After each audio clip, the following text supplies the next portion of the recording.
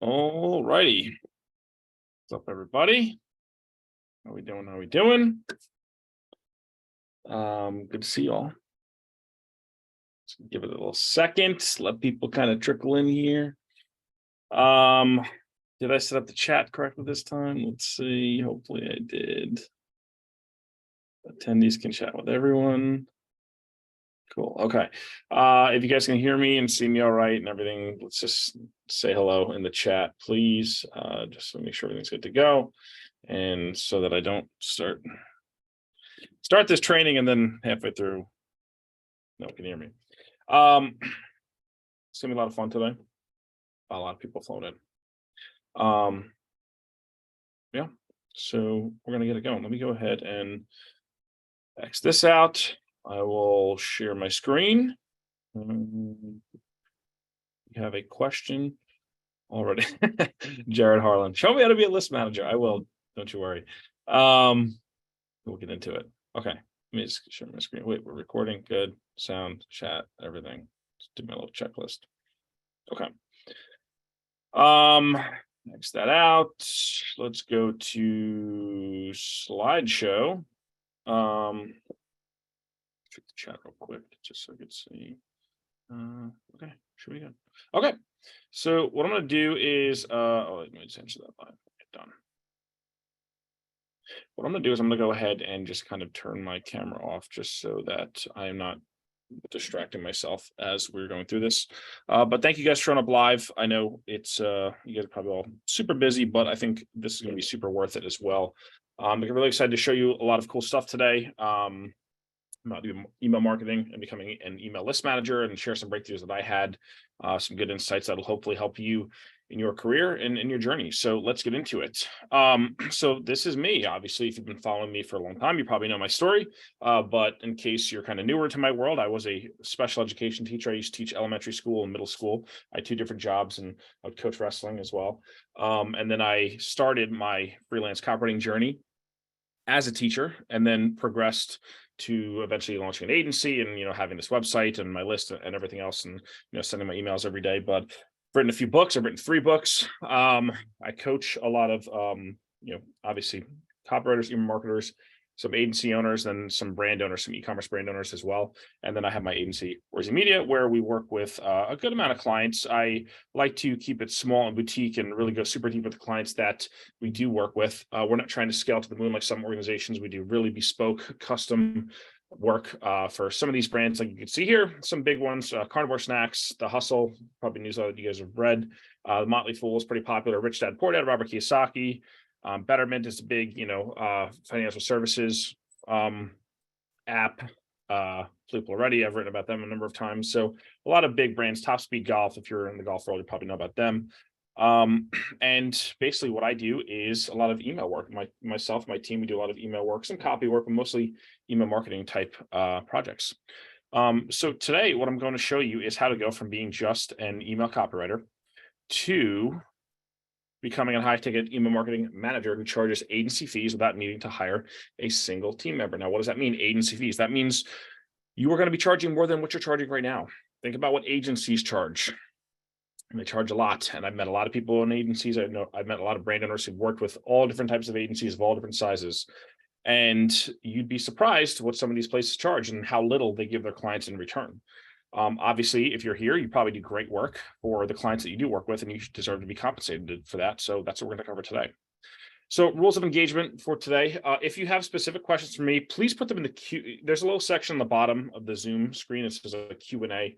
If you put it in the chat, I'm going to be honest with you, I'm probably going to not see it. It's not that I don't want to see it. It's just that as the training goes on, people are going to be commenting in the chat. It's going to push all the questions you have up. So if you put a question in there, I'm probably not going to see it. But if you put it in the Q&A, I'll get to that at the end and I'll be able to answer it there. And obviously all this is being recorded, so you can watch it again. So and then the other thing I'll say to you is put your phone away and focus. Like Twitter's going to be there in an hour. The whole world's going to be there. Nothing important is going to happen in the next hour outside of this webinar, right? Everything will still be waiting for you when you get back. So this is like I like to think of this as kind of like a trajectory changing moment. Like if you spend the next hour paying attention and taking some notes, jotting down the lessons I'm going to be sharing with you right now, it could have a big career swinging potential impact on your trajectory. So, all right, let's get into it. And by the end of this training, you're going to know how to close bigger and better deals for email copywriting business, and you're going to know how to be seen as more than just someone who writes copy, which, as we know, is obviously important, especially in today's day and age. And you're going to be able to build a real copywriting business that's stable, predictable, and grows each and every year. But first, before we dive into that, let's talk about the big elephant in the room that everyone can't stop talking about. Every one of their mothers talking about Chat, GPT, and language learning models and AI and all this fun stuff. So let's discuss, because this is a hot topic and it just doesn't seem to go away.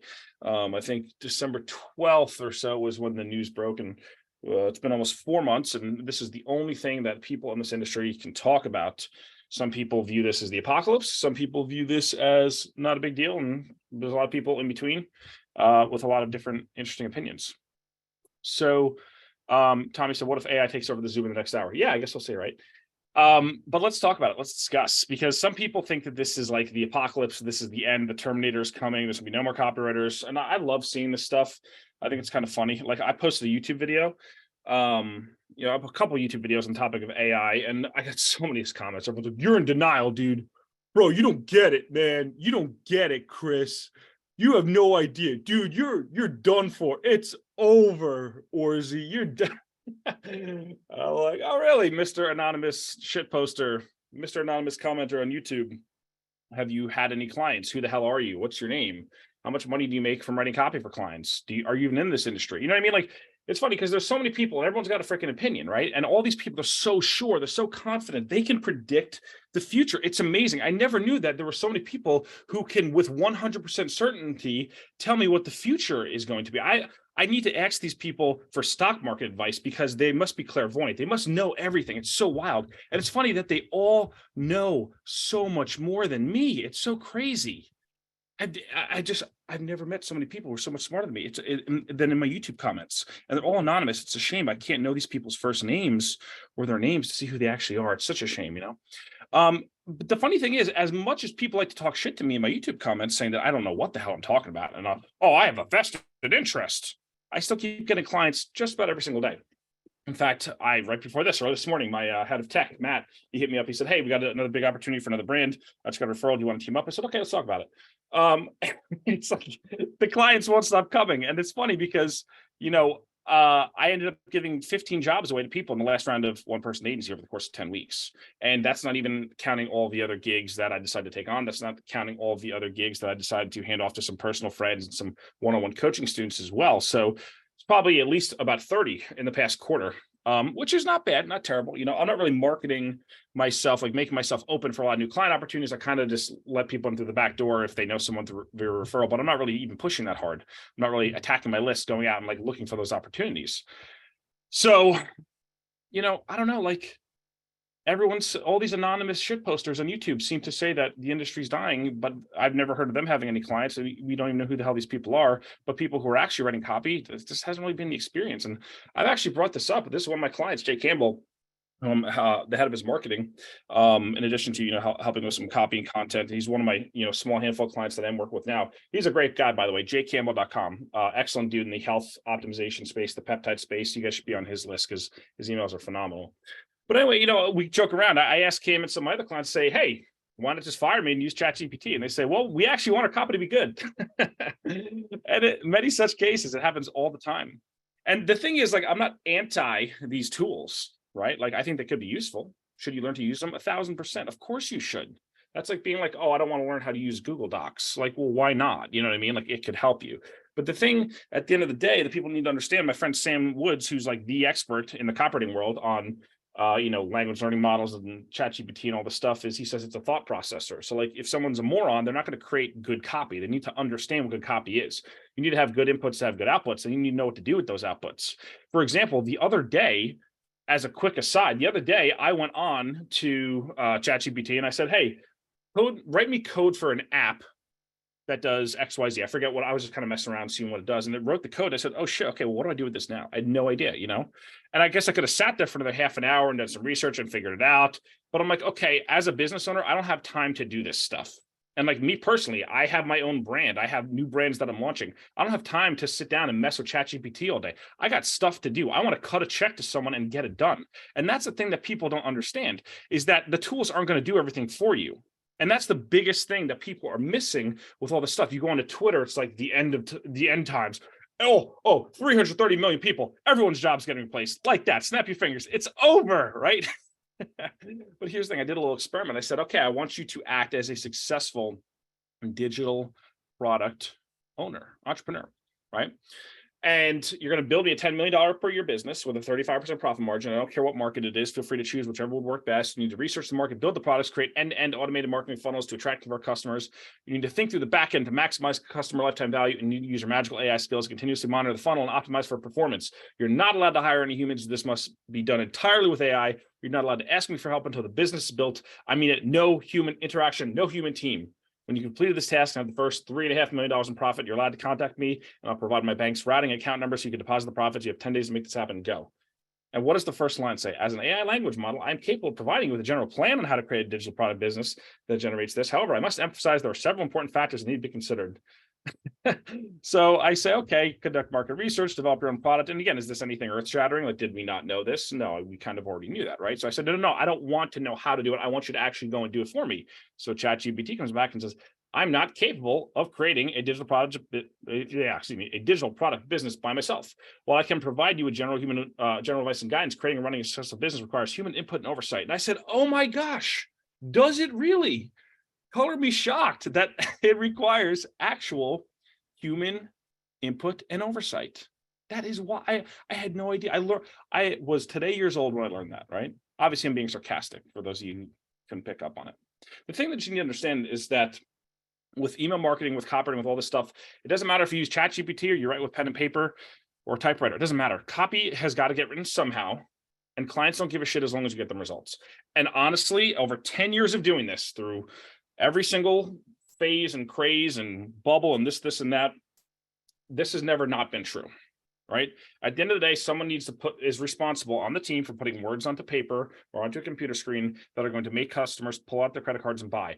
And honestly, clients don't care as long as you get them results. They don't care if you wrote it on a clay tablet. They don't care if you wrote it with a typewriter. They don't care if you use a pen. They don't care if you use a pencil. They don't care if you use a mechanical pencil. They don't care if you use a crayon. They don't care if you use ChatGPT. If you wrote yourself, as long as it gets them the result that they want and they can get an ROI on what they're paying you for. That is what clients care about.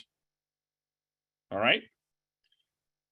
In my one-person agency program, for example, like this is what we teach people, how to get people results, how to get brand owners results, right? It doesn't matter what trends are emerging, what technologies, that's always, what is the saying? The only constant is change. Or sorry, change is the only constant, I think is the way that phrase, that cliche goes, right? So things are always going to change. You can't say, oh, it's over, I'm gonna go pack up my bags and go home and I'll go be a bartender, or whatever you're going to do. But anyway, now that we've got that out of the way, I kind of want to discuss, you sitting in this chair, watching this training right now, thinking about where you are in your career, where you want to get to. The one thing that I've realized, working with clients, like I've just alluded to, over 10 years, at every single stage, small companies, large companies, companies in between, companies who are pre-revenue, companies who are startups, companies who are established brands who've been around for 30 years. There's always this thing that happens where there's this interesting dynamic that unfolds between the brand owner, the client, and the copywriter or the service provider. And a lot of times what happens is, depending on where you're at in your career, you might be relegated to what I call the kids table. Now, put this in the chat if this has ever happened to you. Just say, yeah, that's happened to me, or, oh yeah, right here.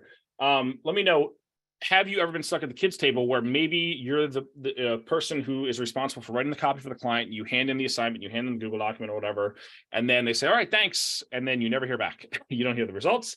You don't hear how you don't hear about the opens or the clicks or the sales or how the promo wrapped up. You don't hear if it was good or bad. Maybe you get a testimony, maybe you don't, but it's kind of like, okay, we hired that person for writing. They gave us writing and we're done with them and we're moving on. And it's almost like there's this whole other party going on and you're not invited, right? It's like you're not in the strategy calls. You're not up to date on the analytics. You don't get the debrief after the launch. You don't get to see how your stuff did. right? You're like at the kids, it's literally like being at like Thanksgiving dinner or something, like you're stuck at the kids table and they're like, oh yeah, the adult conversation is happening over here. Like, don't concern yourself with that, right? And that happened to me a lot earlier in my career. That happened to me, where I was the Google Doc guy. I was the guy who handed over the Google Doc with the words. And like in the beginning, it was cool. Like when I first started writing, I was like, this is great. I could just write words and here you go. Here's your document. That'll be $2,000 or whatever it is, right? And it was fantastic. And there's nothing wrong with that, right? But as time went on, I said, well, I want to make more money. I want to have a bigger impact. I want to have a little bit more understanding the strategy. I don't want to just be the Google Doc guy for the next 40 years of my life. You know, I started this when I was about 23 years old. I said, I want to continue to grow and I want to learn, develop my skills because personal development's fun. I mean, if you're in the space, you know that you like working on yourself. You like getting better. You like becoming someone more. You like becoming a better version of yourself, right? And part of that is understanding, okay, well, I'm giving these people all this work and I worked really hard on this and I maybe got emotionally invested in the copy and spent time on it. And I did my research and I talked to people and I'm really excited to see how this did. I want to know how that actually, like how the copy worked. Like, did it actually produce a result? Do I have something I can be proud of? Or am I just sending work into a vacuum? Because that's not fun when that happens, right? And a lot of copywriters are stuck in this position. They're stuck at the kids' table and they want to make the jump to the adults' table, right?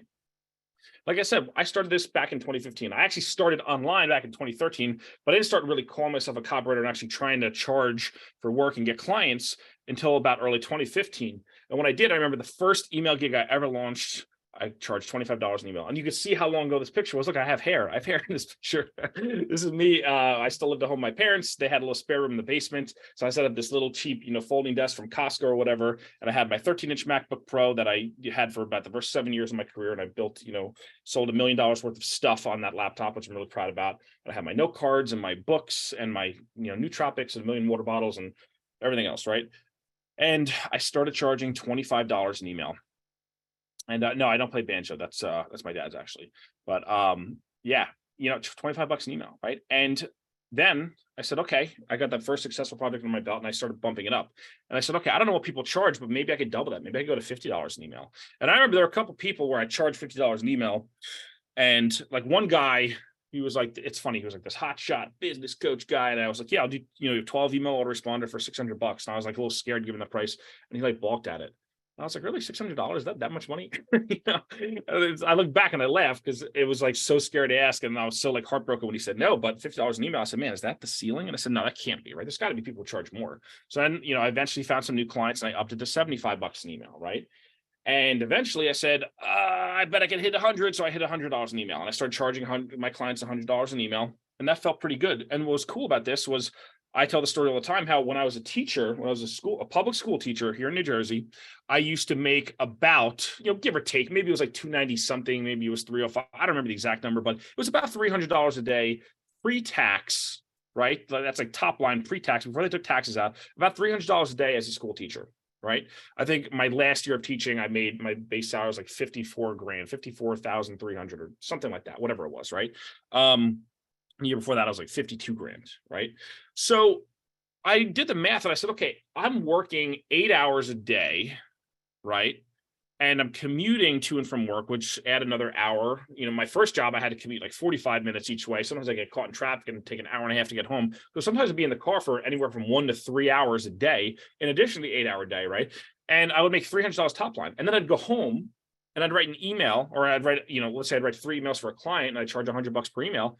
And I say, holy crap, I just made the same amount of money pre-tax that I did at my day job. And I worked about 2 hours on that. And I said, from a unit economic standpoint, I think the copywriting thing has some more legs than this teaching thing, right? So then I said, $100 an email is cool, but what if I go to 125? Because I think I'm pretty good. I started to get some good results. So I went to 125 an email and I stayed there for a while. I mean, I stayed there for about a year, maybe a little bit over a year, right? And I was like, okay, 125 is comfortable. I'm comfortable closing at that rate. And the reason I'm including this right now is because a lot of people have no idea what to charge, right? And they do the pricing. They're like, I don't know, like what's your budget? What can the client pay, right? I always took the frame of like, I am going to charge a per email rate because I know it's essentially like a product business. Like I'm selling, I know what my cost of goods are. I know how long it takes me. I know the result it can deliver. I know the value. But I started charging 125 an email and I said, okay, this is the sweet spot. I feel good. I'm comfortable. I can close. I can build up a clientele at this price point. I can get a lot of gigs going, and I started making some decent money. Like I said, but I said, maybe that's the top. Maybe that's like as high as it goes.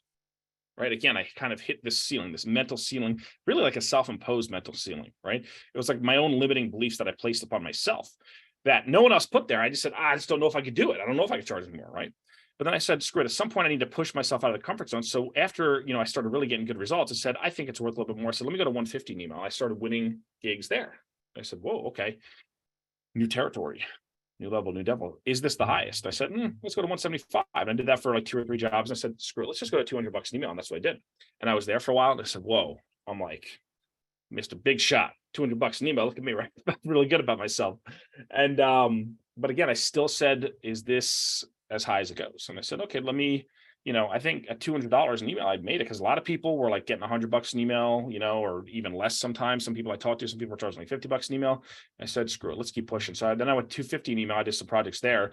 And at this point, I realized, like, is there even really a difference between 250 versus like 300 email? So I went to 300 because I started becoming known. I started getting so many referrals. I had more clients that I could take on.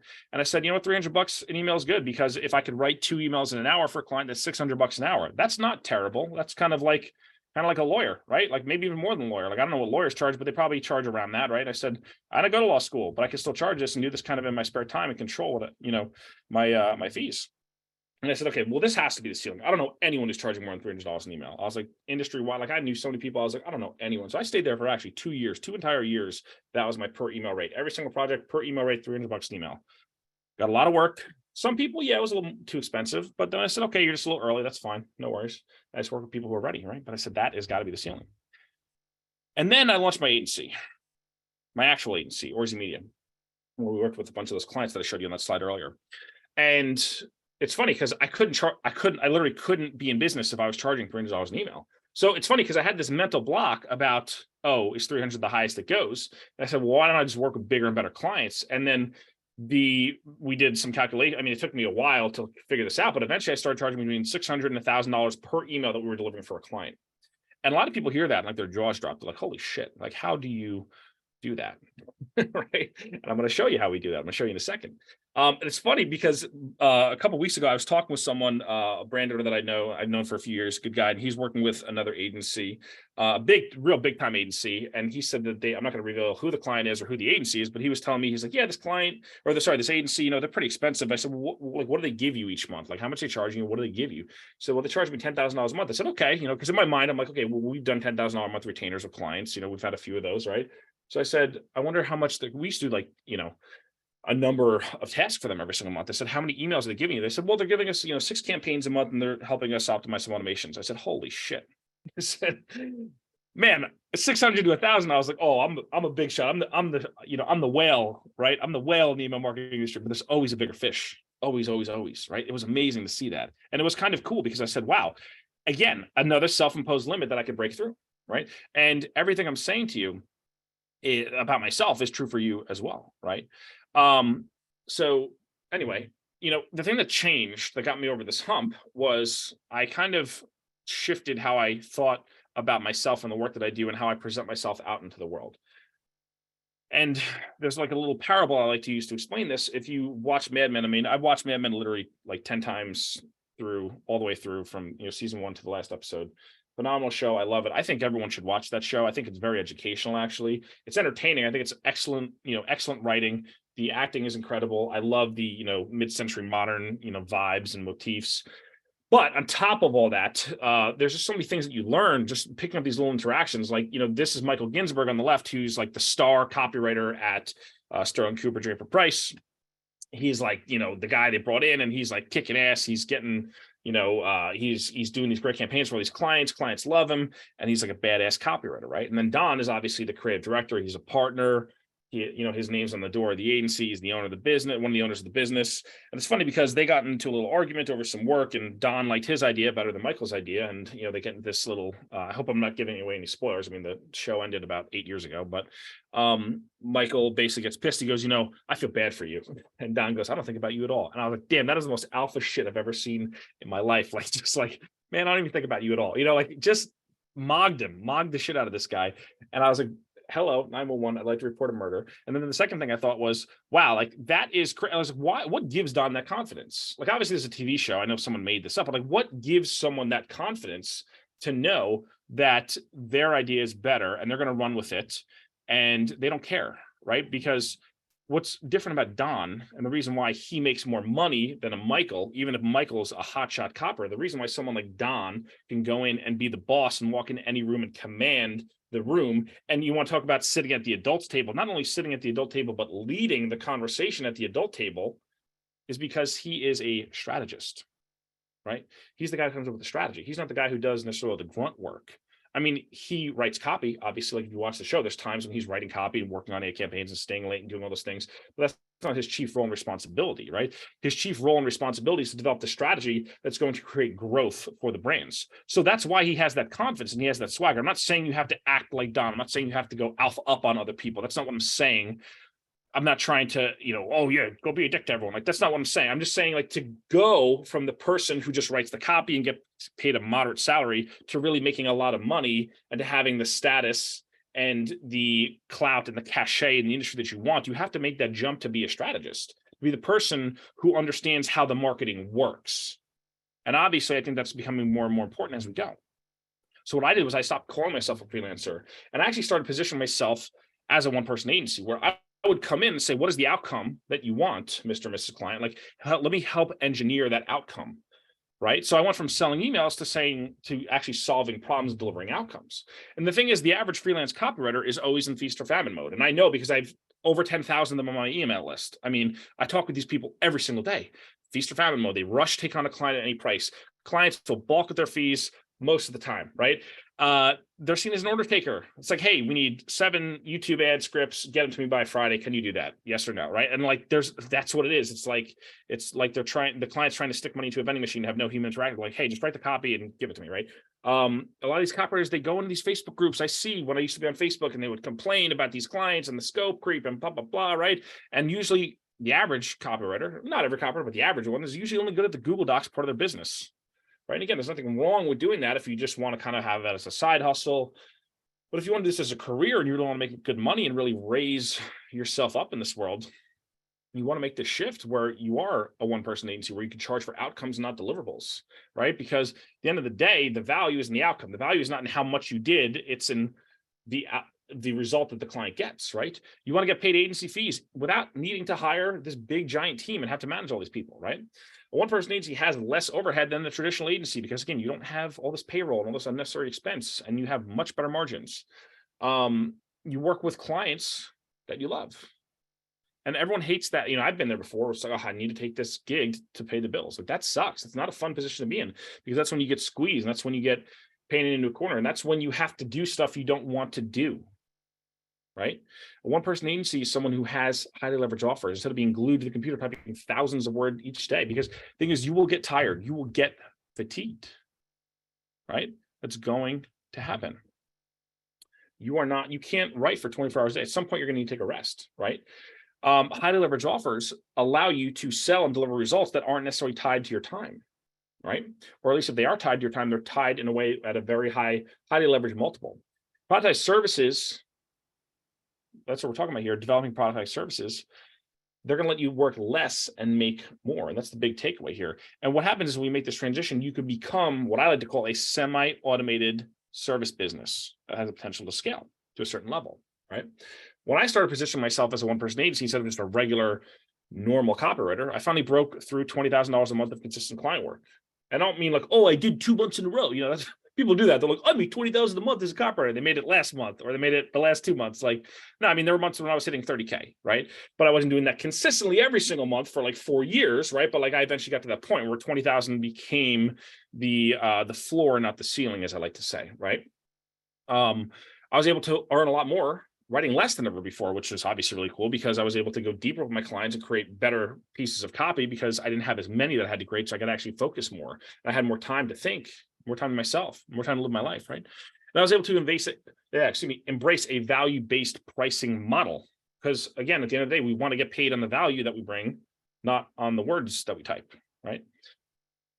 I was also able to productize my business to the point where I was able to do the same things for each and every client to a point where I could outsource parts of each project. And this is the springboard that helped me launch my actual agency, Orzechowski Media, right? When I said, okay, I know what I'm doing with these clients. I know how to deliver. I know the processes to deliver Now I could actually bring in team because I have my systems set up where I could get someone else in these chairs to do some of these things I don't want to do anymore. And like I said, it helped me launch my actual agency. And again, it's not necessary, but some people have that desire. Some people want to go from, okay, I'm the person doing everything myself, to I want to have a team, even if it's one person. And again, I know the whole hook of this is like, hey, do this without a team. You don't need a team. But if you are someone who does want to build a team, this is a good springboard, right? Embracing this model.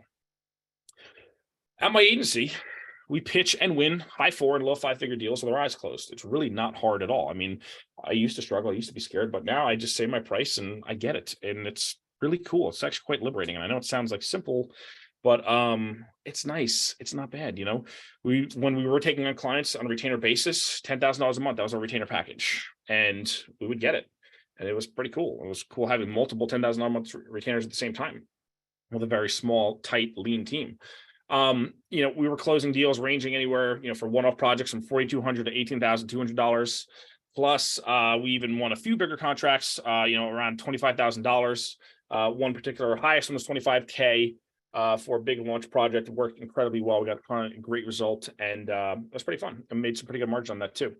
And what's really cool about this is when I made the shift, even before I brought on the team, I was able to work from 9 a.m. to 2:30 p.m. each and every day. I had like, you know, an hour lunch gym break somewhere in there, and still maintain that to this day. I take off from noon to 1 every single day now. And now I have my 2 kids, my sons, who are very young, and you know, my schedule has not changed. I mean, I'm actually working even less now, right? But that's the thing. Like, you can't work 12 hours a day consistently every day for the rest of your life, right? Like, you have to find a way to work less and make more money. And now the thing that people, whenever I tell people stuff like, wow, Chris, so cool, look at you, douchebag, right? Like, everyone gets all good for you, Chris. Wow, look at, you know, I get it, right? And they say, well, that's because you're you. That's because you're Chris Orzechowski. And you got the website, you got the books, and you got the newsletter, and you got the this and then that, and the client trophy case, and everyone knows you, and the podcast. And okay, yeah, I get it. I understand. What happens if no one knows who you are, right? Well, I want to introduce you to Adil, who was one of my students, and I've never heard of her. I mean, maybe you've heard of her now, but probably not, right? So this is Adil. So she joined us for the 3rd cohort of One Person Agency, which was last fall. And she's a marketing expert based out of New York City who wanted to get started copywriting. And she was wasting a lot of time doing free work that wasn't part of the agreement with her clients in order just to keep her clients happy. So she came to me, she went through the program, and she closed 2 clients as soon as she joined the program. And she said, is it worth it? Absolutely. She picked up 2 new potential clients, like really, really fast. So it was a total game changer. And she used that confidence to establish herself as an authority, right? And what's really cool about this is that she was able to triple her fees. Like, she started off initially, when she joined OPA initially, she was charging $1,500 for 8 emails, which is not a terrible per email rate, to be honest with you. You know, I met people who were charging $25 an email. That's not a terrible rate. That's almost $200 an email. That's not awful, right? So I don't want people to say like, you know, like that's a pretty good rate, actually. But then she went through the program and she was able, you know, her starting pitch is $600 an email to start the negotiation, or $200 plus a percentage of revenue. And a lot of people, they are questing after that. They're looking for the performance deals. And we have a lot of students who do that stuff, and we actually show you how to do it. It's not that hard to do. You just kind of have to know the framework of how to position it and how to manage it, right? And the funny thing is about Adil, she really reminded me of myself, because she didn't attend a single live call. She might have came on one at the end, maybe the graduation call, like right at the end of the program, but she wasn't able, like, she literally just went through the content, submitted her homework. She didn't even get to come to any live calls because she had a very young child, right? So what's cool is I just actually wrote an email about this recently. She hit me with an update, you know, a couple months after, you know, she went through OPA. This was back in February, this happened. She said on Monday I booked 4 emails for $250 an email. On Tuesday I booked 12 emails for $500 an email, which was $6K, and she made $9,200 in February, in the first half of February, right? Which was pretty wild. And she's only working 15 hours a week. I said, damn, Adil is killing it, right? Chris Pearson is another person who was kind of relatively unknown. I mean, he's starting to make a name for himself now, but he was relatively unknown. He was in the first class of OPA, and he was a really awesome email copywriter. Not a lot of people knew, and he was making like $6,000 a month as a copywriter on average. And he was working with 5 or 10 clients at a time. And I remember, like, we sat down, we looked at the last few months of revenue. I said, dude, you're essentially charging your clients around an average of like $1,000, you know, per either per client or per gig or whatever you're doing. And he was like, yeah. And I said, that is not enough. I was like, you know, if you want to make 20 grand, you need to have 20 clients, 20 gigs in a month. That's a lot. Like, we need to raise your fees. We need to reduce the amount of clients that you're working with and actually create some margin here. And he was a copywriter. He wanted to make that jump to be an email strategist. What's crazy is in the program, not even, before the program even ended, I think this is about halfway through, he closed a $12,500 email only gig. So he made a pretty good ROI on his investment, right? And he was able to upgrade his effective hourly rate to $200 plus an hour. And people now go to him as an expert instead of just a copywriter. And it was cool because, again, even before the program was over, this is a couple weeks later, he closed a $6,300 a month retainer on top of that initial gig that he closed. And he basically said, yeah, just ran the program, everything you teach in OPA, like, ran it down like clockwork, like by the book. Every single thing you did, I just followed it, boom, done, closing big deals, right? The thing is, like, how do you make these jumps? Like, what do you actually do? Like, what's the action item? What's the action step to actually go from where you are now to being an OPA, right? Well, there's three things you need to understand, and in terms of like how you position, how you pitch, and how you win business, and the type of work that you do. And the thing is, like, you have to make the shift and understand that clients want a unicorn, right? There's this book by Seth Godin. Some of you might have even read this. It's called Linchpin. It's probably my favorite Seth Godin book, to be honest. I mean, he's written a lot of good books. He's 20 something plus 22 books, whatever it is, very smart dude, very insightful dude. But Linchpin is my favorite. And the whole hook of it is like, how do you become indispensable? How do you become the person that your client, your organization never wants to get rid of? And there's this quote from the book that I really love. And he says, the only way to get what you're worth is to stand out, to exert emotional labor, to be seen as indispensable, and to produce interactions that organizations and people care deeply about. And like, when I read that, I was like, that sounds like email marketing, right? Because that's what I do. I create interactions that organizations and people care deeply about with the automations and things that I build, right? And I was like, that is what I want to be for my clients. I want to be the person that my clients would never think of firing, that they'd always want around. They would always want to continue to pay me and continue to do projects with me because I am the rainmaker for them. That's what I wanted. That's what I wanted to create. That's probably what you want to create too, right? Now, when we look at it like, okay, well, how do you become indispensable? Like most copywriters, this is what they do. They write copy, right? That's what they do. Hey, I'm a copywriter, I write copy, which is cool. Again, I'm not poo-pooing copywriters. I was a copywriter for most of my career. Love copywriters. I love copy. I read, stuff about copywriting every day. Nothing wrong with that. But this is something like, what you see on your screen right now, does this look like the talent stack of someone who is indispensable to an organization? Or does that look like more of a talent stack that would be indispensable to a client or to an organization, right? Copywriter just writes copy. One person agency, yeah, they write copy, of course, right? But they audit accounts, they analyze data, they know how to use email software, they can architect flows and automations, right, that are assets for the client, right? They map out promotions and promotional calendars, and they know how to do that, and they know the nuance behind that. They understand segmentation. They know how to look at a list and slice it and dice it to the point where they can get more money out of it, where they can provide a better life cycle journey for people in those segments, better messaging, better offers, right, and more money from those segments. They know how to perform A/B split tests and optimize thing and optimize performance. They are responsible for results, for driving growth in the channel, and for dictating strategy, for being the quarterback on the field, right? For being the person who says, I know how to grow this channel. I got it, client. Let me handle this. I'm going to tell you what to do, right? That's an OPA, right? The easiest way to become a linchpin to your clients is rounding out your skills as an email marketer. Because again, like, you could be the person to just write the copy, but if you're the person who goes and say, I'm going to manage your email and I'm going to grow it, and you're not going to have to worry about a thing, you're going to make more money. You're not going to make less money when you upgrade your skills, right? Like, it's not how it works. Like, hey, I'm 10 times as good of a marketer as I am now. Pay me less. Like, it's not how it works. So you're going to be giving more value. You're going to be driving more growth and more revenue. And you're going to, most importantly, you're going to be taking more off your client's plate. And that's the big thing, the bandwidth thing that people don't understand about working with clients, is that clients usually have, they probably have expertise problems, but more often than not, they have bandwidth problems as well. They don't have the bandwidth to think through all the stuff.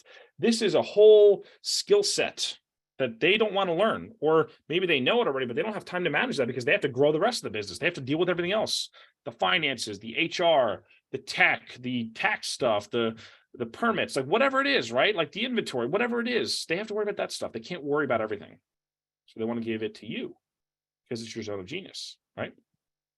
Second thing you need to understand is that productization is what leads to scale. And this is why most freelancers, most copywriters, most service providers, never reach a certain point. That's why, like, in the industry, everyone's like 10K a month, 10K a month. I'm like, listen, 10K a month is awesome. Your life definitely changes 10K a month. But you know where your life changes even more? When you get 20K a month. And you know where it changes even more? When you get to 30K a month. Even now, post-inflation, Those are really good numbers. 10K a month is cool, but again, that's kind of like, it's okay. But a lot of your problems start to vanish once you hit 20K a month consistently. Not every problem, of course, but most of them. Productization leaves a scale. The copywriter's conundrum is that you want to make more money. So, okay, if you want to make more money, it means you got to get more clients. Then your workload obviously increases. And now you have more of that money that you wanted, but you have less time, or you have no time at all because all you're doing is working, right? That's the conundrum that you face. You can't scale that way. The way that you're going to scale is you're going to find 2 to 3 problems that you are exceptional at solving. That's it.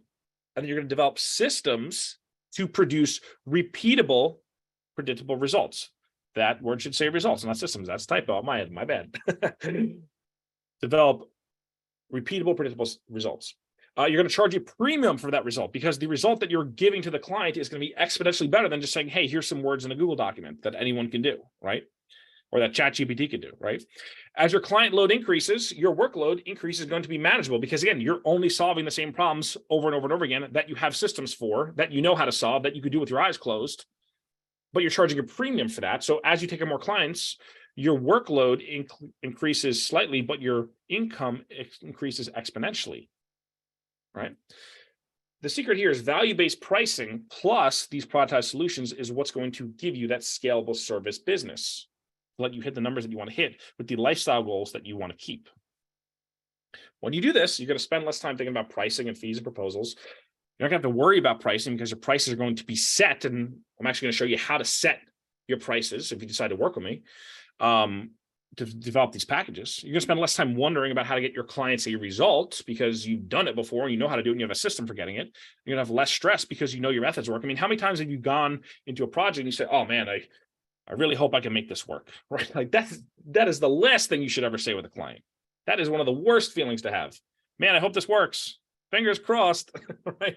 I mean, yeah, it happens. I get, if it's a pre-revenue company or it's a new product, like I understand a little bit of jitters, that's fine. But like, if you're really like, oh, I'm kind of, out of my zone here, that's not going to be a good project. That's not going to be a good working relationship. Maybe it works out, maybe it doesn't. That's not a fun place to live, right? Anyway, you're going to have less work because you're going to do things that you've done before. You're going to have happier clients because you're selling them a product, which is tangible versus service, which is intangible. Let me tell you a secret. As a client, I've sat on the other side of the table. I've been in your chair as a copywriter. And right now, I'm the person who hires. I'm a client. I hire writers for my agency. I hire writers for projects. I hire writers to help me with stuff in my business. I am the fractional CMO for 2 brands. I help them hire the team members there. So I literally am a client. I'm giving you secrets from the inside the mind of a client. I'm telling you exactly how people like me feel when we are hiring. I like hiring. I like buying products, not hiring services. Hiring a service, you're like, is this going to work out well? Is this person going to do what I need them to do? Right? It's this intangible, abstract mess. But a product, a productized service is essentially a product. It's like going to a restaurant, looking at a menu, and saying, "I want that meal right there." All the things that come in the meal. The price point. What you're going to get. Reasonably what you expect it to taste like. Right? Like that's tangibility. That's what your service need to have. They need to have that air of tangibility. You need to actually sell a productized service, keyword being product, right? When you do this, you achieve something that I like to call the freelancer flywheel, which is you start to get better results for your clients. And when you do that, word gets around and more clients reach out. And after more clients reach out, you get more opportunities for you to refine your systems. And as you refine your systems, you get better results for clients. And as you get better results for clients, the word continues to get out. Even more people reach out to you, right? And around and around and around the flywheel goes. And this is how you get that traction. This is how you get out of the feast or famine mode. This is how you break the cycle that you're in, right? The freelancer flywheel. This is how it works. The truth is, you're never going to earn what you want if you're doing custom projects from scratch every single time. That is a horrible place to live. I've lived it. The only reason I'm saying this is because I've been there. Like I've sat in your seat. I've made these mistakes. I've done this. I did this for years. Custom projects from scratch every time. Working till 10 o'clock at night. Working on Saturdays. Working on Sundays. It sucks. It's not fun. And the thing is, what you got to understand is as a person who works on the internet, like it's very hard to turn your brain off when you're doing this. If you have all these unknown variables, you lay awake in bed at night and you think about this stuff. You think about it when you're with your family. It pulls you away from the present moment. That is, it's like you leave work, but you're never really You're never really there present with people that matter the most, right? That's because you're doing this. That's because you're doing custom projects from scratch every single time. That's why this happens. Okay. The thing you have to remember here, productization leads to happiness. I'll say it again, productization leads to happiness. When you know what you're selling, when you know what you're delivering, when you know the price point, when you know the outcomes it can give for someone, when you know the pain points that you have to hit on in order to sell that thing, that's where you get the scale, and that's what leads to happiness. Thing number three that you have to realize, truth number three, you deserve to get paid based on the value that you bring to a client. And this sounds like so obvious, but people say they pay lip service to it, but like, do they actually live it? Do you live it? Do you believe this truly in your own life? You deserve to get paid based on the value they bring to a client. Because people say it all the time, but they don't act like it. They don't act on it, right? Why do so many copywriters have trouble charging more? And I've had this conversation with so many writers over the years. They say, I want to make more money. I have this client, but I think I should be getting paid more. What they don't understand is that if X changes, with X being the variable that represents price, so if we're going to change the price, which is X, then Y has to change too. And what is the Y variable? Well, the Y variable is value, what you're giving, the outcome you're giving to your client. So if you want to double your rates with an existing client, you're going to have to 2 to 5x the value that you're bringing for that price increase. You can't just say, hey, client, I'm doing 5 emails for you a month and you're paying me $1,000. Now I'd like you to pay me $2,000 for the same thing. They're going to say, well, what the hell just happened, right? Why am I going to pay you more for the same thing? It doesn't compute in their brain, and nor should it. It doesn't really make any logical sense, right? Even if your work is doing well, I could just go find someone else who can do the same thing at the same price, right? That's what the client thinks. But if you increase the value by delivering a greater outcome because you're taking on more responsibility and actually driving outcomes instead of handing them a deliverable each month, then you're going to 2 to 5x the value you bring and then changing your price is easy, right? And then even though you've doubled or tripled your rate, you're still undercharging even the insane value your clients are getting the second they start running the sequences that you're giving to them. And there's this, I'm a huge Warren Buffett and Charlie Munger fan. Love their stuff. Really smart guys. Some of the richest people in the world, right? But Warren Buffett has, a lot of quotes, but one of his quotes that I really like is price what you pay, value is what you get, right? Value is what you're giving to your client. It's the outcome. It's the result that your client gets from the work that you do for them. So it's not about getting away with charging. Oh yeah, they said yes. They said yes to my fee. Oh yeah, I got $3,000 for that project. Oh, I got away with it. Don't tell anyone. I hope no one finds out, right? That's not what this is. That's not what I'm talking about here. What I'm talking about is actually delivering more value, not just getting a higher price. Because when you can deliver more value, your price doesn't really matter at that point because the outcome that you're giving them is always going to be a multiple, right? So remember, it's not about how many hours or words or emails that you write. Some projects are simply worth 100 times more than others, right? If I show you, there's one service clients will always pay a premium for, right? And that is what I like to call behavior-based email sequences. And this is pretty much just about everything that we do at my agency and everything I do with the clients that I work with on an intimate basis. I like doing behavior-based email sequences. This is not the only thing that we do, but this is 80, 90% of it. And this is the thing that we charge those, crazy fees for.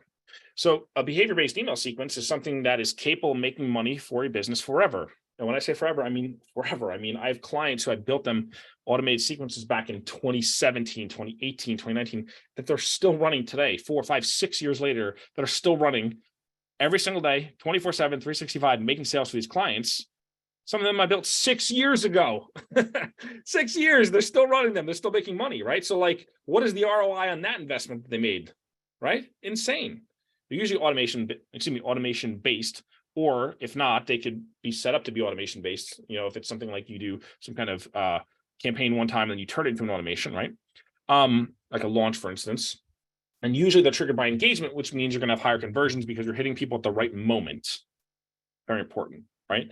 And why do we sell these? Well, we sell these email sequences in particular rather than any other type of service because they can be sold as a high-end offer to your clients. And it positions you as selling an outcome. Again, there's that word again, selling an outcome instead of just selling emails. And business owners are going to pay way more money for an asset that produces MRR, which stands for monthly recurring revenue, perpetually over a bunch of one-off emails. Always, 100% of the time. Look at these 2 emails. I mean, these are 2 emails we actually wrote for clients. Now, obviously, like they look kind of similar. Like, okay, this one on the right has a picture, this one doesn't. Okay, we get it. But besides that, like they look pretty similar, right? One of them is worth about 100 times more in terms of top line sales. Can you figure out which one it is? Is it the one on the left or the one on the right? Well, it's actually the one on the right, and you can't really tell because they look so similar. But the reason why this one's worth so much more is because this one on the right is an automated email that we built for a client, and this one on the left is a one-off email that we sent to the list one time. Right. So obviously, like if we could charge $100 for this email that we sell one, that we write for a client one time, they send it, they make some sales and they move on with their day. And then we have to write more, like that's not going to be as valuable as an asset where we could charge $1,000 for it. And then they continue to profit for it for years and years and years. Right. This is one of my clients, Omigo, which they sell. I like to call it the Cadillac of bidets. They sell a almost $600 bidet, and they hired us. They hired my team. And talk about outcomes, right? Selling outcomes. Like, what does that mean? Well, here's what Thomas had to say. He said, since working with Orzechowski Media, we had a big bump in open rates and clicks for the first 7 emails in our welcome sequence, beating our existing flow by 14% and nearly double the revenue. So like when we go into a client, we could double their revenue in their welcome sequence. Well, that's an outcome that a client will pay a premium for because they know how much they're making. They know how much they could make. If we can go and successfully do that, that's an outcome they're willing to invest heavily in, right? Gold Medal Wine Club is a brand that's been around for decades. Really well-established family business, tons of customers, really great product as well. I've tried some very good wine. They hired us for a number of projects. One of the projects we did their pre-launch for their biggest promotion for the entire year. And it's funny because we actually made $33,000 in that pre-launch before the sale technically even started. Selling other products before the sale even started, which is crazy. So like when we think about, okay, we're giving clients outcomes. We didn't just say, hey, we can do your emails. Can we do 10 emails for you? Like, no. We want to drive outcomes. We want to drive revenue, cash in the bank. We want to make the cash register ring for this client. That is why we get paid well. Tim from Broya, when I started working with them, they were a very small brand. But within 2 months, we essentially got their email revenue from 9% to over 30%. And we actually tripled or quadrupled the size of their top line revenue because after that, we started the email revenue started kicking in. They were able to spend more on ads. They scaled up very quickly after that. And they doubled their subscription the first 2 months, right? So when you think about selling outcomes, these are specific tangible outcomes for clients, right? That they will pay a premium for. Russ Symes, owner of Narrows Labs, one of my early clients at the agency, immediate increase in revenue per subscriber. Yeah, see me, I'm all tongue-tied today. He saw an immediate increase in revenue per subscriber. That was a specific key metric that we drove for this client. We were able to double what they were doing monthly revenue-wise from email. We took them to over $100,000 a month from email. Crazy, right? Specific outcomes, delivering tangible outcomes. Remember that. So here's the, if you want to start getting to the next level fast, start charging these agency fees, like I've been kind of alluding to here, without building a team so you can work less and make more, then I'm going to invite you now to join my one-person agency certification coaching program. Now, you're probably like, well, what is this thing? How does this work? Well, it's a 10-week coaching program, and it's my official email marketing manager certification process. It's my highest level program. And what's cool about this, which makes it very different than anything else you've seen in the market, is we actually help you build your very own one-person agency through this process, right? So it's not just like, hey, here's some videos and good luck and let us know how it goes. That's what a lot of people do. We don't do that. You build all the assets and infrastructure you need for your very own semi-automated productized service business, email marketing service business, right?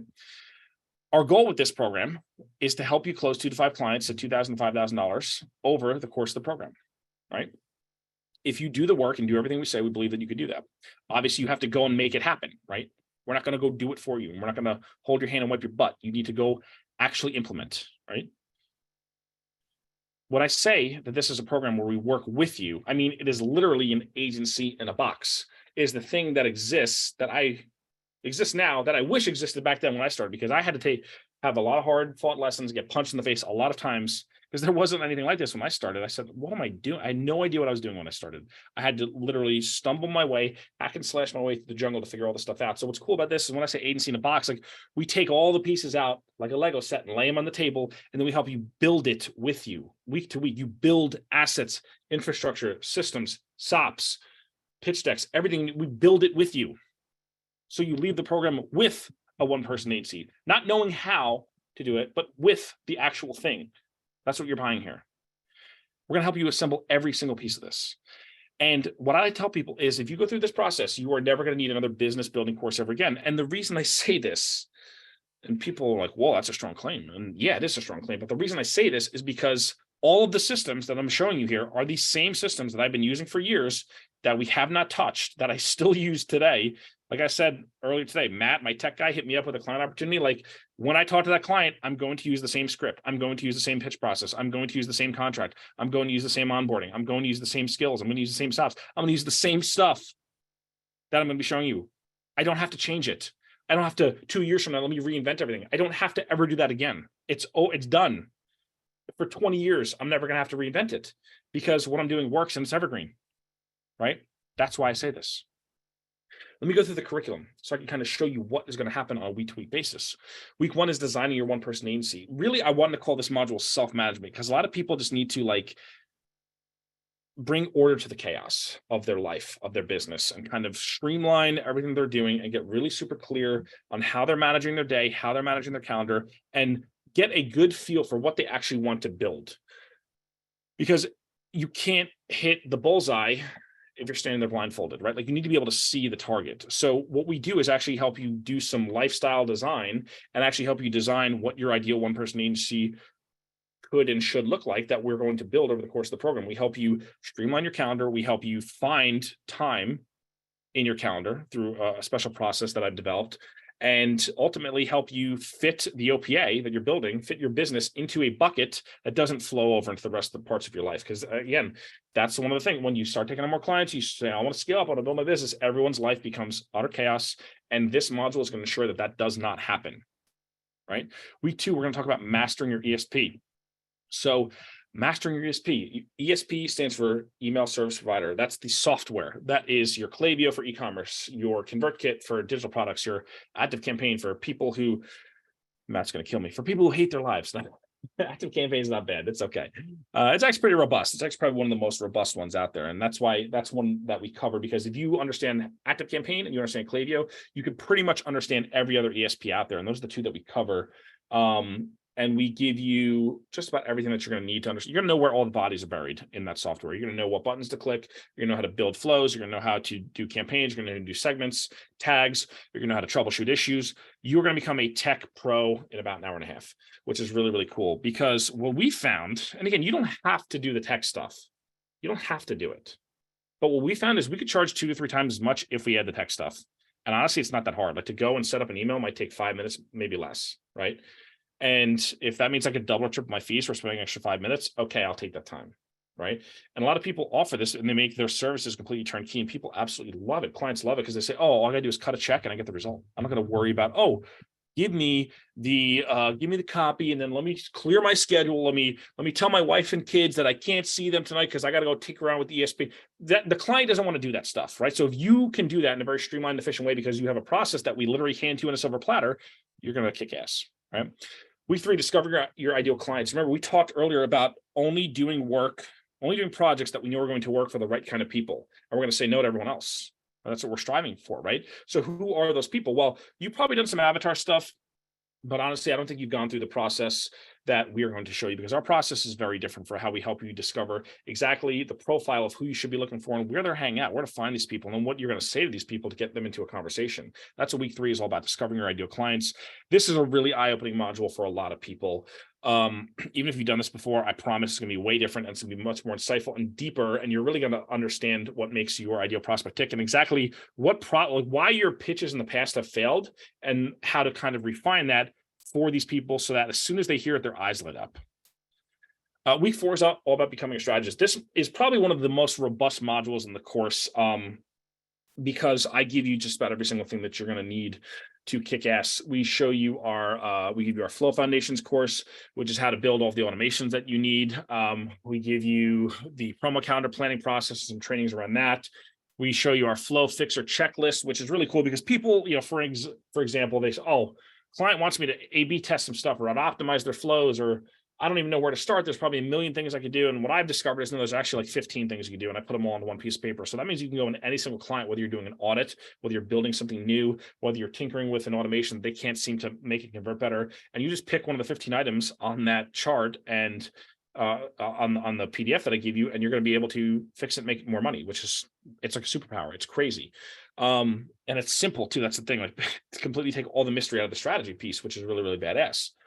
So this is the module where if you're like, I'm not really clear on strategy, like I know a little bit, but like I'm not confident enough in myself to go in and dictate strategy to a client. By the time you get to week 4, all of those fears are going to vanish. You're going to know exactly what to do.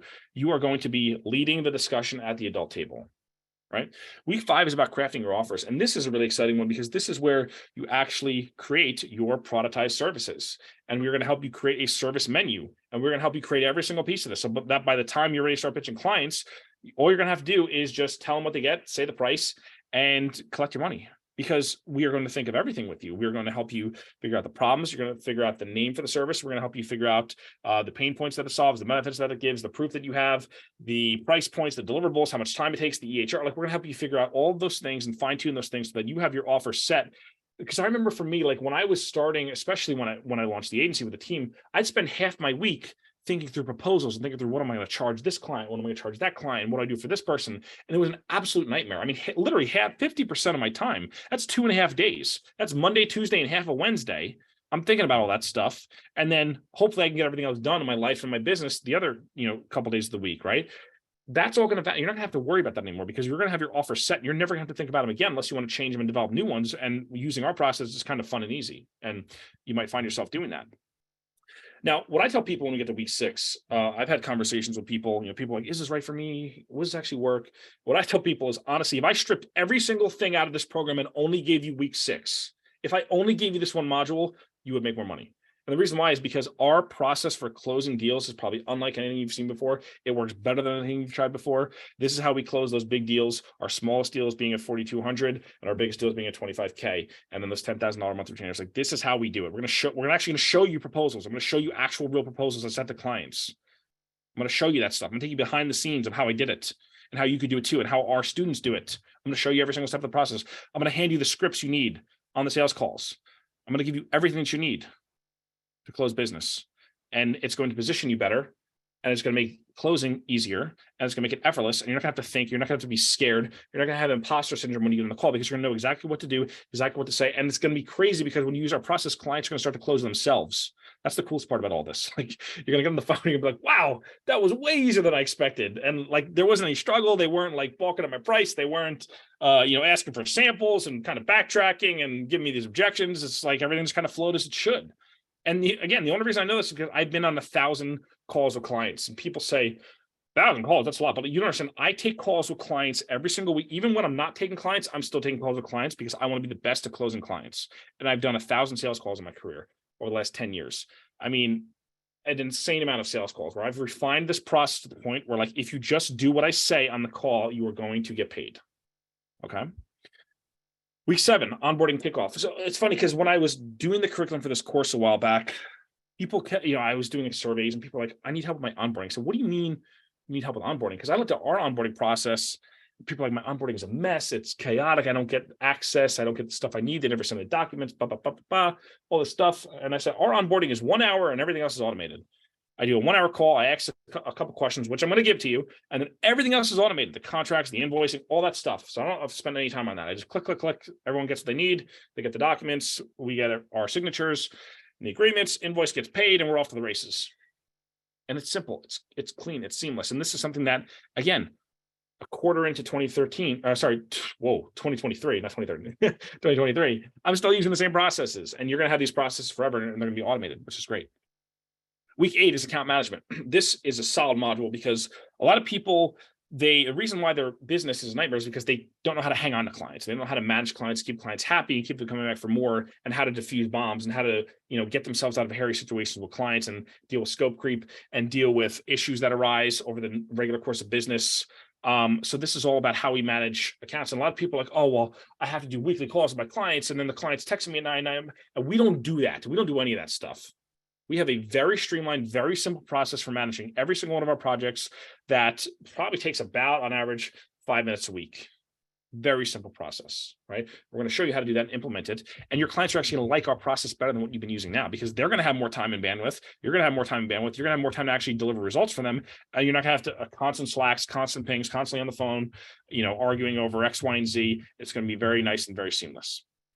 Week 9 is offboarding and generating ongoing business. And I'm going to show you exactly how we offboard clients, how we automate the testimonial process. We're going to actually create that, how you actually get someone to fill out the testimonial form and how to actually get them to refer you clients. And I've used some of the referral strategies I'm going to show you.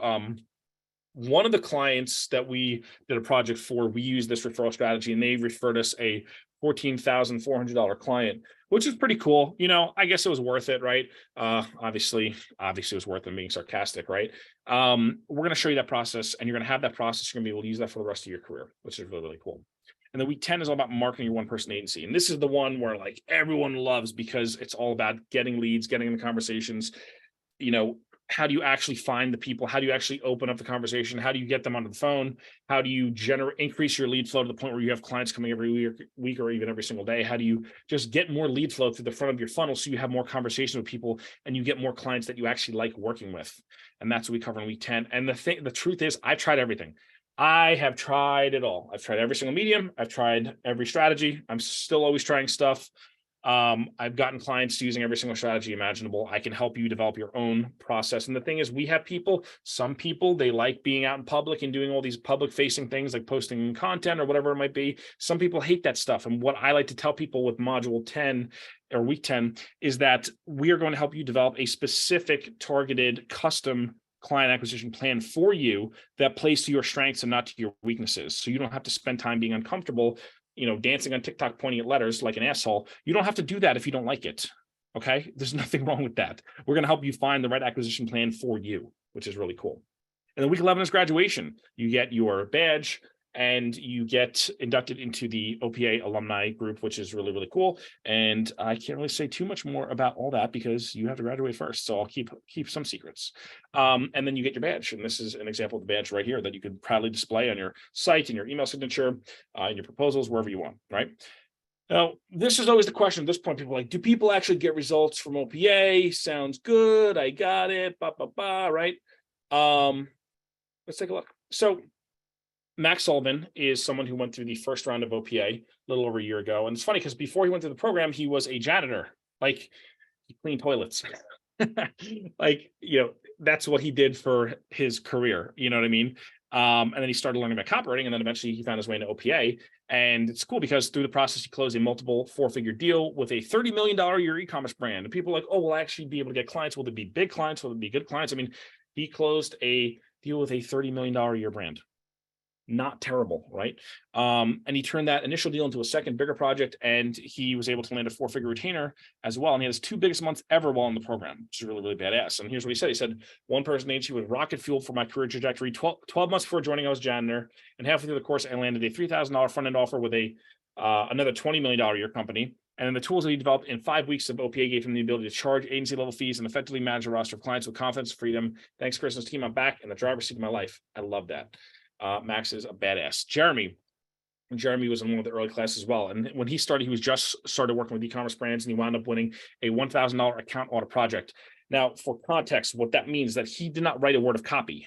He audited someone's account and got paid $1,000. And the cool thing is the client absolutely loved it because he uncovered tens of thousands of dollars on a monthly basis that client was missing out on, and showed him exact plan of how to go and get it, right? So he got paid for a strategy roadmap, didn't have to write a word of copy.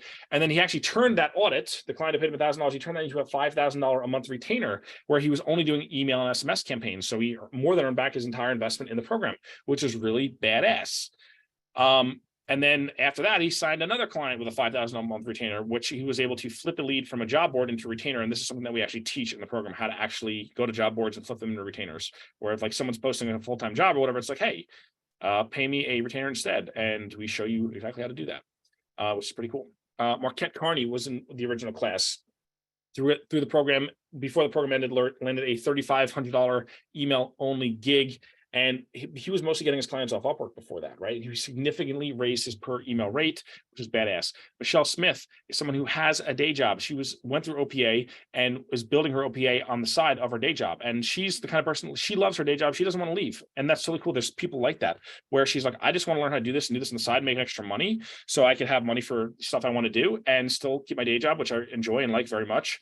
And she was able to land her first ever e-commerce retainer client through the process. Dale Martinson, I always ask people at the beginning, so what is your 12-month goal? And he told me his number, and then he broke it in less than 10 weeks, which is badass because I was like, wow, it didn't take you 12 months. Didn't even take you 12 weeks, took you less than 10 weeks to get there. Through the program, he landed a $4,000 a month retainer, landed a 4-figure email writing gig, a separate gig, significantly raising his per project rate. And he was also, big one for him was getting his website and marketing assets created so he could generate new client leads. A lot of people, 5 years into their career, they still don't have that stuff, right? And they never sit down and actually do it. He actually sat down and got it done with the guidance that we gave him. Ashley Gaynor is a really cool story because when she joined the program, she was like, hey, I need to make a certain amount of money and I can only work 28 hours a week. And I said, okay, challenge accepted. We can make it happen because he's raising 4 kids, right? So she's like, it has to be part-time.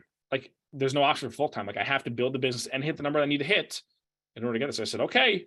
So she joined actually a couple weeks early, right? She joined maybe 3 weeks before we even started the first coaching call. And before we started the first coaching call, let me say this again, before we went to call number 1, before we had the kickoff call, just by going through on her own and going through and watching the content, she landed a variable retainer that started at $6K that goes all the way up to $10,000 a month with one client. That was part-time, that fit into her bucket where she still had time left over to work with other clients and still fit into that part-time schedule that she needed to make happen. She doubled her revenue and maintained her lifestyle goals. I don't know, that's pretty badass. Steve from France. He is a badass copywriter, changed his focus to e-commerce brands, landed 2 clients, more than paid for the program, and felt more confident than ever before. Started building up a following on LinkedIn, very big in the French market. What was cool was right after the program ended, he ended up closing $8,000 worth of new client work and had another $5,000 deal in the pipeline, which he actually closed. So it brought up to $13,000. And he started to build his own email list full of potential clients, brand owners, and CMOs. Jeff was another guy who actually owned an e-commerce brand, sold it, and then wanted to start offering even marketing services because he liked it so much and he really liked that aspect of it. So he started doing that, landed a consulting deal, just doing consulting, not getting paid for any deliverables, just doing consulting with a brand while on the program, and had a number of other big deals in the works last time I talked to him. Luis was, I think it was it might have been week 5 or it might have been week 4. I can't remember the exact week, but he used our process. He kind of skipped ahead a few modules. Naughty boy, he skipped ahead and he closed the biggest deal of his career halfway through OPA. He closed a $7,500 email automation build out. And the coolest thing is that the client made an ROI. And again, like in 7 days, the client made the ROI in 7 days. So they paid him $7,500. They made more than that in 7 days, in the first 7 days after this stuff went live. So when I go back to saying like, do high value projects for people and you can charge more, like this is what I mean. Like not only did he charge a crazy amount of money for one project, he gave the client an ROI in 7 days. So like the client is in love with him now because they're like, holy shit, this guy just made all this money appear out of nowhere. And now it's recurring because it's automation based. So it's going to continue to come in for them. So they love him. And he's doing big things now. Anton Mark closed $6,000 worth of new business. Clients made a great return super fast from his work. And he basically, what did he say? He said, before having gone through the course, having been through the course, I feel more confident displaying my value, highlighting the ROI opportunities for clients and quoting the price that I did, and the clients made a substantial return. Everyone's happy.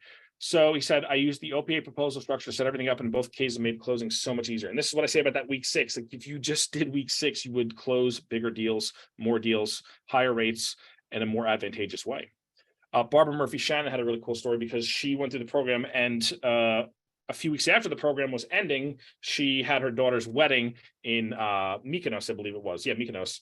And she won a $6,000 project, which paid for her villa. And here's a picture of the villa that she was able to rent for her daughter's wedding, which looks absolutely badass. I'm even a little jealous. And obviously more than paid for her OPA investment. Andrea is a tech and SaaS writer from Italy, and he was able to quit his day job. He won 2 retainers, and he was essentially making $5,000 a month, working only 15 hours a week, which is not terrible. That's 3 hours a day for those of you keeping score at home. And last time we spoke, he had 2 more clients in the pipeline, absolutely kicking ass. George Banco was in a recent class of ours, won a $3,500 project where all he did was a logo, a promo calendar, and wrote 4 emails. Which is badass. He had his first ever $10,000 a month. He followed the system to a T, and he has more confidence and belief in himself than he ever did before. Karen Kosow is a badass, one of our students who just absolutely kicked ass, great person, love Karen. Said, I met a potential new client right after I signed up for OPA, and I booked a $3,000 a month retainer with them following the process that we go through. Ron McKee helped one creator enroll 10 coaches into his high-ticket program and generate $7,500 in sales in 2 emails. He said he got an amazing case study and testimonial from him. Got referred to 2 other coaches who were letting me work my magic on their list. Slowly branching out of the sports niche, but couldn't have done this without your help, Chris, and this amazing community. What's cool about Ron is he is a guy who is now setting up performance deals with people where, he basically does the launch for them and takes a big chunk of it, which is badass. Stuart, he said it's not e-commerce strategy, but it's a $2,800 a month retainer, which should be good for the next 3 months. He said contract and proposal delivered via Dipsado payment, received in less than an hour. How many people have to chase payments? How many people have to beg the clients, can you please pay the invoice, please? 1 hour, boom, money in the account. Badass. Revisions modules again. He's going to continue to refine his OPA, but wowzers. Great way to wrap up the year. Absolutely. Stuart's badass. Jen is also another one of my favorite people. She said, success story alert, totally booked that VSL opportunity that I had shared because the turnaround time is so tight. I put a rush fee in the proposal. Client didn't even blink. The client, let me say it again. For those of you in the back, everyone in the back, can you hear me? The client didn't even blink. $6,500, already collected 50% of the deposit. Project went awesome. Just kicking ass. All right. Max Sullivan. Sorry, this is not Max Sullivan. This is Jeremy Essers. Another typo on my slides. Oops. No worries. I got to go fix that. That's my mistake. Secured a $2,500 project. I referred him to a brand founder, set up a call with me. Call amazing. Brand is amazing. Easily closed the client because of OPA. Again, hint, week 6. It's badass. David Masbury. OPA is the difference maker between basic freelancing versus sitting at the big boys table where things really happen. I learned how to get effortless wins, productize my services, and find my ideal clients all in the span of 10 weeks, and a whole lot of extra things I didn't expect. And truth be told, those intangibles I didn't expect are some of the biggest nuggets I took with me. The best part, I found a client using OPA's lesson in week 3 of the course that ended up paying for the course itself. 3 weeks to pay for the course, not terrible. I don't know. And now he has these insights and these processes and these systems, and this OPA he could use for the rest of his life, right? BG is someone who wanted to basically remain anonymous because he has a job where he's doing this to the side, but I don't want to give away who he is. So basically he said that he signed up for OPA on a Friday. He skimmed through the material, grabbed what he needed, landed a $4,800 deal on Monday, which is 4 days, right? Friday, Saturday, Sunday, Monday. Yeah, 4 days. His systems were all broken, and he said, OPA will get me all straightened out, and he loved it. So let me ask you a question. After going through all this, if you and I work together on your business, if you worked with me, myself personally, the next 10 weeks, do you think you'd be making more money? If the answer is yes, here's what I want you to do now. I want you to apply for the one-person agency certification and coaching program, right? I think you should apply if you've had at least one client. If you are hungry and motivated to get to the next level, and you don't want to spend the next few years making painful and expensive mistakes trying to figure it out on your own, because many people will do that. And there's no guarantee that you are going to actually get what you want in the end, going at it alone. There's no guarantee that not every story has a happy ending, right? Like some people just continue to make mistakes and never actually get the traction that they need, right? You should apply if you want to be a better email marketer that's indispensable to your clients. And if you are willing to make an investment in yourself to make the boat go faster, that's what this is. This is an accelerant. Then I want you to go here to theemailcopywriter.com/apply to OPA. And I want you to fill an application, and we have spots. We already have 2 spots filled actually. And I'm literally just opening the cart right now. I had people kind of bang on the door to get in. So I let 2 people in a little bit early, but spots will go fast. We are starting April 13th. That is the day of the first coaching call. So if you are joining us, you need to be in by then. What I'm going to do now is I'm going to open it up to questions, and we can go from there. So this is the link. Let me just go here. Okay. Q&A. All right. Let me just see what we got. Will there be a replay so we can rewatch more than once? Absolutely. I'll send that later. What happened in the hair? That is a great question. I wish I had the answer. I wish I knew, but I don't know. I went bald. Kind of sucks, but I'm embracing it. I'm in my Judge Holden phase of life. That's what I tell myself. Diego said, what do you think about making packages? For example, 8 emails for $2K USD. Yeah. Okay. So packages as a rule are good, but the thinking that you're applying to this question is kind of going against the grain of what I'm discussing here, right? Because again, we're not just thinking about we're selling X amount of emails for Y amount of dollars. That's the wrong way to think about it. The right way to think about it is, what is the outcome I want to give to my client, and what is that worth to the client? And then how do I make what I charge them? Like if I can get the client $1, how do I charge, a nickel or a dime or a quarter for that, right? Like that's what we're trying to do here. We're not thinking about number of emails. The number of emails to get any outcome doesn't matter. It might vary, but what we need to think about is what are the outcome I want to deliver to my clients? That's the important thing to think here. And that's the mindset shift that I want you to make, Diego. John said, if it takes you an hour to write a couple emails, let's say $100 a pop, how do you include the hours looking for clients, not just writing emails, and you're thinking about the top line income? Yeah, so that's the thing. That's one thing. That's actually a very good thing that you brought up, John, because a lot of people, when they do the per email pricing, which is kind of counter to what I'm describing here, which is how I used to do it, right? In the beginning, like I mentioned, when people do per email pricing, like, are you taking into account all the time when you're answering emails, when you're crafting proposals, when you're doing back and forth with the clients, when you're doing sales calls, if you're cold pitching or creating content, or whatever it is, right? Like all of those things are cost of goods that have to be factored into your per email rate. So this is why most people that say, oh, I charge $100 an email, and it's good, it's not bad. But at a certain time, if you want to really increase your fees and increase your revenue and what you're charging, what you're taking home, those things need to factor in. And when you factor all that stuff in, your actual rate of what you're earning is a lot less. So you need to actually increase the top line by producing more value for your clients and delivering better outcomes. Okay. We go to the next one. John said, how do you get performance numbers from the client and trust what they say? Well, we actually get access to all the software that we need at the beginning of the relationship, even before the invoice gets paid. And that is something we show you how to do inside the program. Dion said, I'm just starting out. Do you recommend taking this agency angle from the get-go, or do I need first need to build up some steam doing regular client work as a freelancer? That's a very good question. And the thing is, like, it depends. Oh, that's the answer everyone wants to hear. It depends, right? I'm going to say it depends, because some people are fired up and some people start with different advantages. Like, for example, like me, when I started out, I kind of needed to go the route of being a freelancer and getting a few clients to my belt before jumping into anything a little bit more serious, right? Because I got a degree in sociology in college. I was a wrestler. I taught school. I taught, mathematics, special ed math, and special ed English, you know what I mean? So like I didn't have a marketing background for me to jump into something like this. It was like a bit like I was like, I need to build up some skills, I need to get some clients, I need some cash flow, some confidence, some wins under my belt before I felt like ready to jump in. But other people, they're like, yeah, I've been working in marketing, or I had my own company, or I had a business before, or I worked in a business, or they have some kind of X factor where they can just jump right in. What I tell people is that I'd like you to have at least one or two clients to base, for some of the exercise that we do. But I've had some people in the past that like, screw it. I know that everything in this program is what I need to accelerate my progress. And honestly, like the reason I don't have clients is because I don't know any of this shit.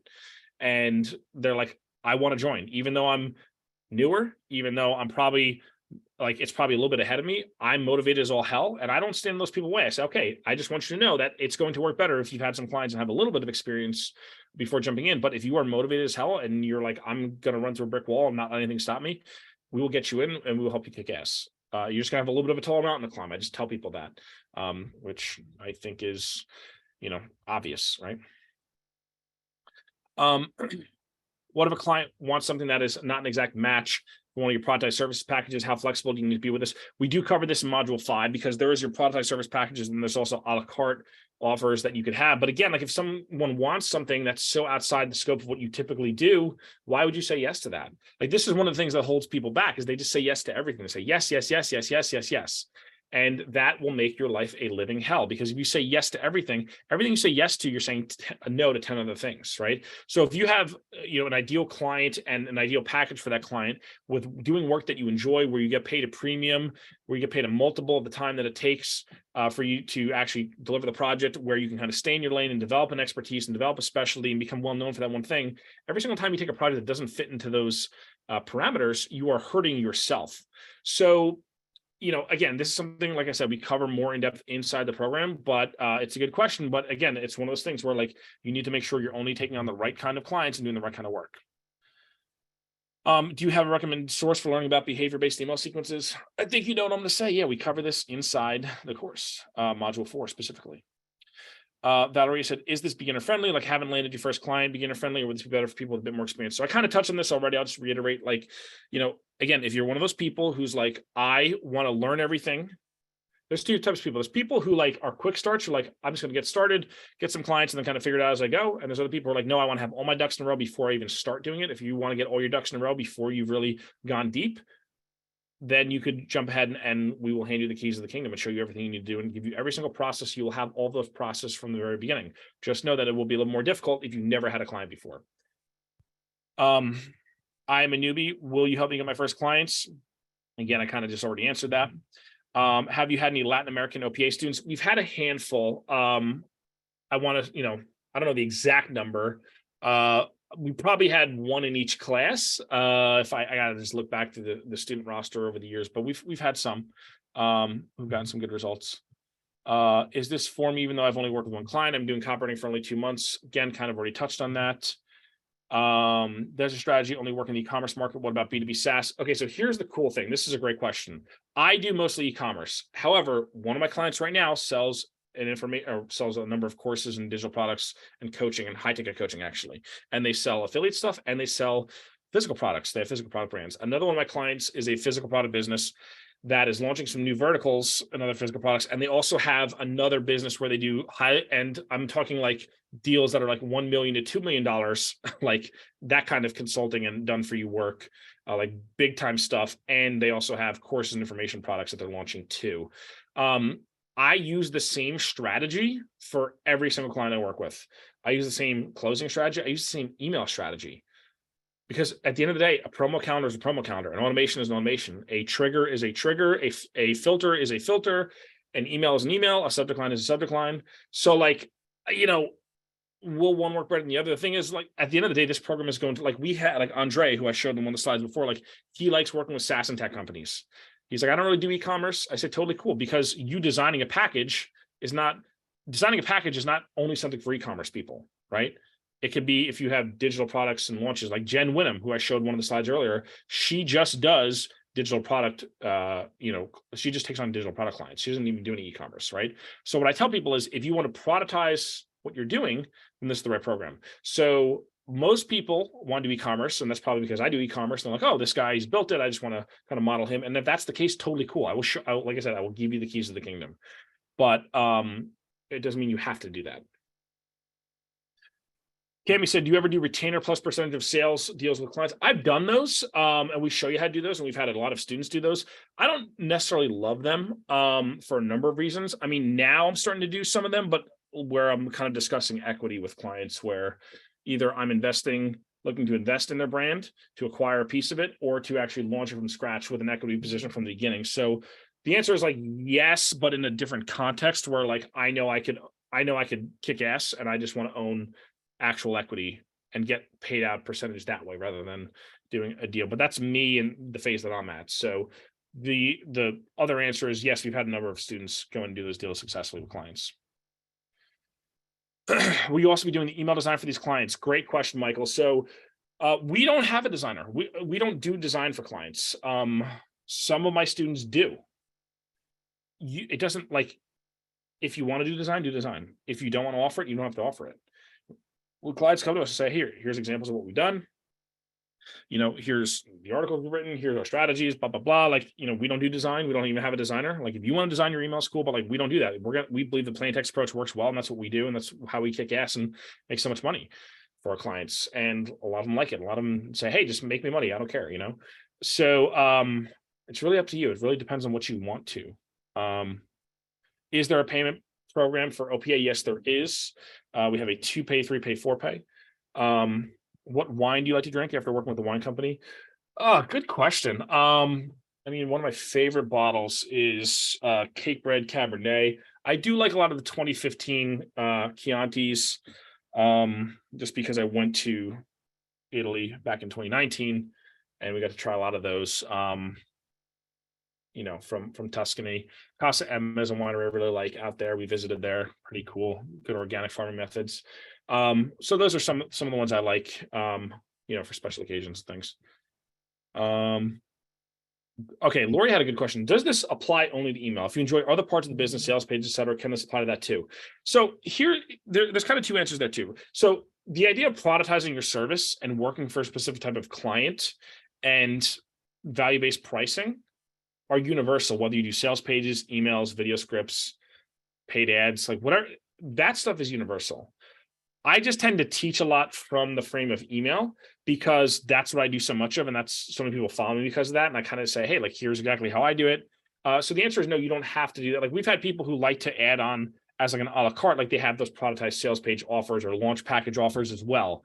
So yes, it can definitely apply to that. And that's something a lot of times I tell people is like, email is a great Trojan horse, right? Because if you start doing their email, they might say, oh, we have the sales page, it really sucks. Hey, do you want me to write that for you too? You could say to them. And they say, well, yeah, we know you, we like you, we trust you, you get good results, you know how to write, you understand our voice, you understand our brand. Cool, take a crack at it. How much is it going to be? So I've done this so many times with so many clients. You use a Trojan horse offer to get in, get build up a level of trust, and then get other projects. Someone said, does your course cover email copywriting for beginners as well? No, we actually don't really cover copywriting because everything's about strategy in this course, strategy and mostly business development. If you need copywriting for beginners, go to Email Copy Academy, copychief.com/ECA. Catherine said, will it work for health and wellness, specifically physicians, health coaches, and coaching programs, not products? So I'm assuming you are saying to work for those type of clients. So the thing is, like physicians, health coaches, and coaching programs that are not products, like, do they have specific funnels that work well for them? Like, I would imagine what works for a physician in Westfield, New Jersey, where I live, will probably work well for a physician in San Diego. And if that assumption is correct, which I'm pretty sure it is, then you could productize what you're doing, create a package around it, learn how to pitch it to them, and deliver a predictable result. I know that's what Dan Kennedy did. He obviously built an empire doing that. Dentists, chiropractors, physicians, those kind of things, right? So if it worked for Dan, I would imagine. Yeah, coaching programs, that's the thing. Like, can you get, if I put your ideal client in front of you, can you get them a result? If you can get them results, can you then apply that to another client who looks just like them, who has the same kind of business, who does the same kind of offers and products, even if it's not exactly the same, but close enough? If you can do that, then yes, you can productize it. Let me see. Do you think a beginner would be better off starting with your client getting book and then go to OPA? Yeah, I mean, the book is $10. Everyone should own the book. I can't believe there's people who don't own the book. I have almost 21,000 people on my list. I think 1,800 bought the book. I don't know what everyone else is waiting for. It's $10. It was $5. It's $10. It's going to go up to $15 soon, and eventually it'll be $25 or $30. I might even keep raising it up to like $50. I don't know. But yeah, get the client acquisition book. Definitely start there. It's good. But again, you might read that book. You might read it in a day or two and be like, I'm ready to take the jump. And if so, yeah. I see a lot of companies want email marketers who can code. Is that a legit request? Do you outsource this, or is it easy enough to learn? Again, that's a design thing. If you don't want to offer it, you don't have to offer it. There's tons of clients who would never even ask that. Is there an opportunity for third world copywriters in this industry? I don't know. I live in the first world, and like I'm being serious. Like, I don't know. I've never had to solve that problem. People ask me this. They say, if English is my second or third or fifth or 10th language, can I do it? Maybe. I've never had to do that personally, so I can't give you an exact answer. And I know that's never the answer, but I like to answer from like, I've done this. Here's what I can tell you based on my experience. So like, I honestly don't know. I'm not sure what to say.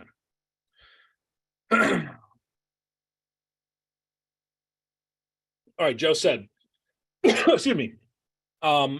What's the difference between this and Email Copy Academy? What is the typical size of the cohort you accept? Okay, so Email Copy Academy, I like to look at that as like your bachelor's degree, and this is like your master's degree. This is like the next level up. Like, if you've never written a word of copy, start with Email Copy Academy.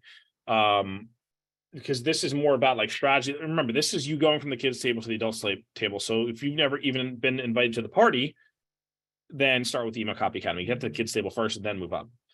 Typical size of a cohort. We don't have huge cohorts. Biggest cohort we had was like 19 or 20. Again, we don't, it's a very niche program. Like, we don't put 100 people in this, because we like to keep it tight. We like to actually give people feedback. And what I tell people is, like, if you submit the homework, you're going to get feedback. I'm going to help you. If I can't, force you at gunpoint to submit the homework and do the work. You know what I mean? Like, if you join and then refuse to do the work, you don't show up to any calls, you don't submit homework, you don't ask for feedback, you don't ask for help. Like, I could try, but like, I can't force you to do it, but we like to keep it small, so the people who do show up, who do the work, who do want to kick ass and do submit their stuff and look for feedback and look for help, we give them all the support in the world.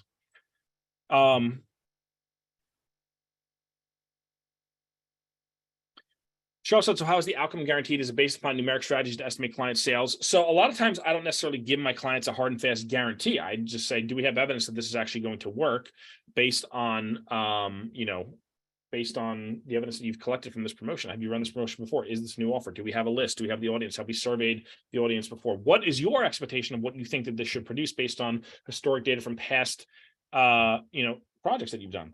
If they don't have any of these things, then yeah, it's going to be very hard to ascertain what a reasonable expectation could be. But sometimes you work within a brand, you're like, I've worked with brands that are about your size or even sometimes smaller who have earned X amount of dollars. I'm not saying we could exactly do that exact number, but I'm sure you're probably leaving money on the table, and would you like to go get some of that, right? So yeah, that's that. Let me just check the chat here. Okay.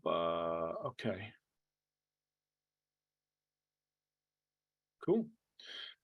All right. Last question we have here that everyone has is pricing. So pricing is 5,400 for the full pay. If 5,400 if you do a payment plan. If you choose to pay in full, we knock off $400 and it's 5K. So if you would like a spot, just go to theemailcopper.com/apply to OPA. And I am going to wait for your application. And as soon as I see it, we'll have a discussion. If it's right for you, you would join and I will send you a link and we're ready to rock. So cool. And Jeff just said, what's up, Jeff? Jeff said, Chris is the real deal. What I learned in week 4 alone is worth the investment for the whole program. Thank you so much, Jeff. I appreciate you saying that. You can ask, man. I'm going to end it now. If you guys have any other questions, you can feel free to shoot me an email, but I'll send out the replay for this in a little bit. But yeah, looking forward to hearing from you and hopefully see you inside. All right, later.